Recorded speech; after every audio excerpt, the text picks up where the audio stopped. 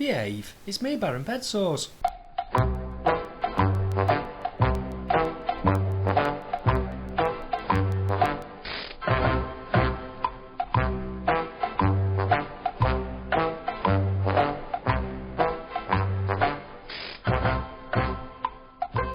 Now then, it's the Baron.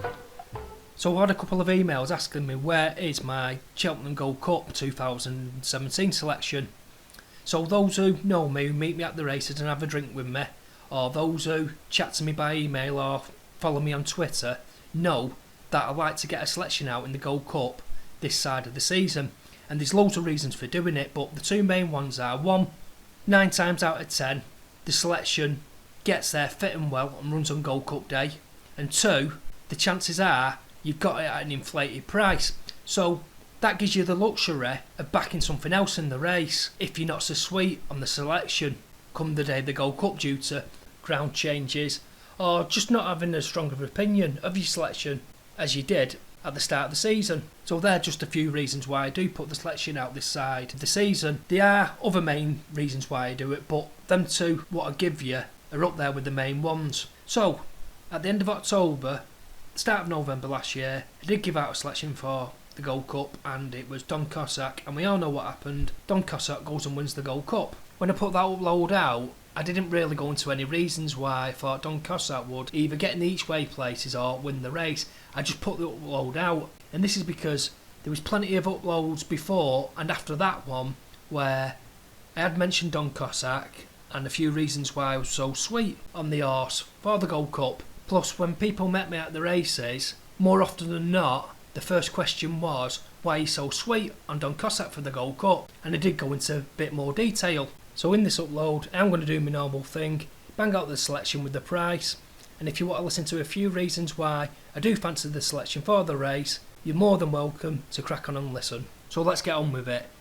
The main selection for the 2017 Gold Cup, 12 to 1 each way, generally with most bookmakers, is Jack Adam.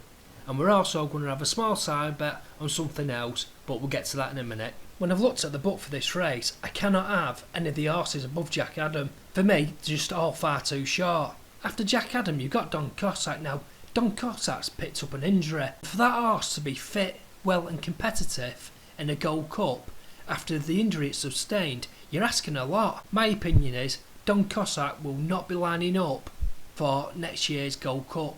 You're asking too much of the horse. It's a J-Lo, folks. Next is Coney Gray. And like last year, there's going to be two horses what we're going to be debating about all season. This is the first one, and the other is Q-Card. Now, if you are going to put a comment on my YouTube channel, or send me something by Twitter, or even if you drop an email, don't just put you're a dick.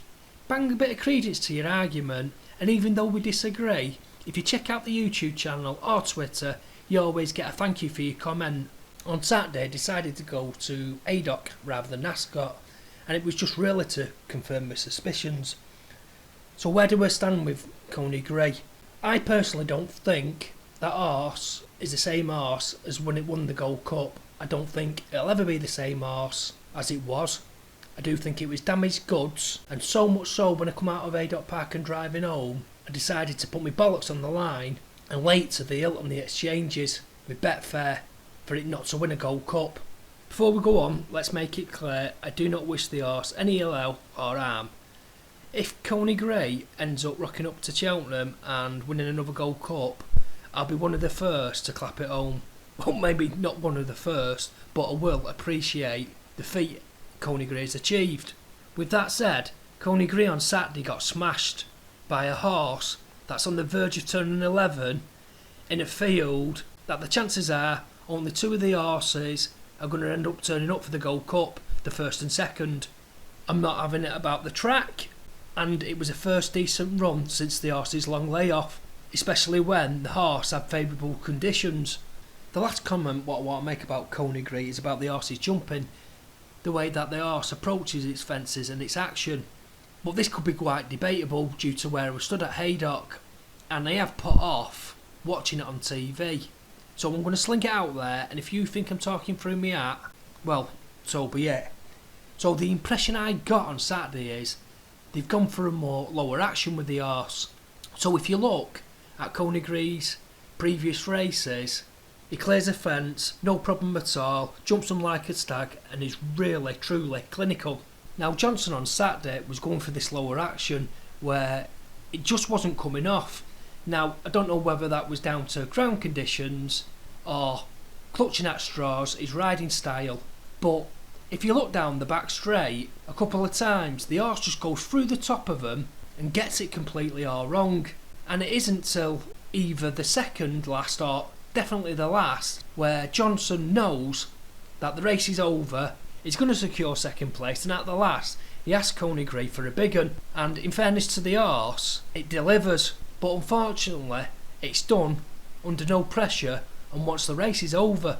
Next up after Coney is Q Card, and I do get a lot of emails asking me why I hate this horse so much and you're so far off the mark. This horse is a fantastic chaser. The problem with this horse is it just isn't Gold Cup class, and that's it at the end of the day.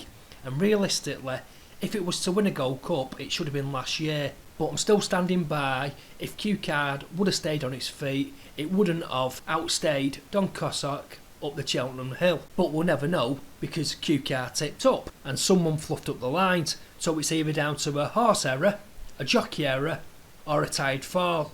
Now I do have my own opinion about it, but I'm sure if you watched the race a couple of times, you might change your mind. Now we come to the favourite, Thistlecrack, and it's going to be quite painful for me to disregard Thistlecrack, and I think I'm going to need therapy. But at 4-1 best with Bet365, it's got to be the worst price favourite in Gold Cup history off what it's achieved. Right, for starters, I'm not saying the horse is crap, because I think the horse is an absolute superstar, and I did mention Thistlecrack in my Cheltenham review, more or less saying that I think it was the bee's knees. But off what it's achieved and what it's faced so far, are you willing to take on 4-1 for a horse that's going to be in an ultra competitive Gold Cup, run at a furious pace, and can you trust it not to tip up off what you've seen? Now if your answer's yes, good luck with your 4-1. I can see Thistlecrack being there and thereabouts, but unless it can improve its jumping at pace and at a cutthroat gallop, I can't have it. And at 4-1, I think it's absolutely atrocious. So that's the horse at the top of the market, and we get back down to Jack Adam. And I'll cover Jack Adam in a minute, but under Jack Adam there's a horse called Valsalido, and at the moment it's best with Paddy Power 16-1. What I'm going to do is I'm going to split my stake into a 75-25 split. So I'm going to have 75% of my stake on Jack Adam and 25% of my stake on Valsalido at the 16-1 with Paddy Power, for the simple reason is that I both think they will get to the Gold Cup, and if they do get to the Gold Cup they're not going to be double figures. Also I do think the four horses that I have mentioned, Don Cossack, Coney, Q Card and Thistlecrack, the prices are all false, but again that's my opinion. Regarding Jack Adam, I do think it is the case of the fellow, and it is third time lucky. I have had some of the 16-1 when the book were reformed with Paddy Power for the horse for the race. I get the impression that Jack Adam is Willie Mullins' best chance to win next year's Gold Cup, and if that's the case, Jack Adam will be wrapped up in cotton wool, and that's not to say he's not going to have the horse out. Last year's campaign for Jack Adam, for me, had one race too many in it, and this time around I do think the horse will be campaigned differently, so Jack Adam can produce his best on Gold Cup day.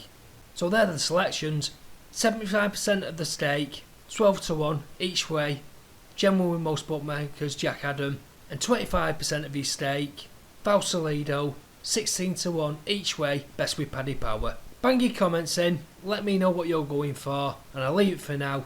Cheers for listening, the Baron.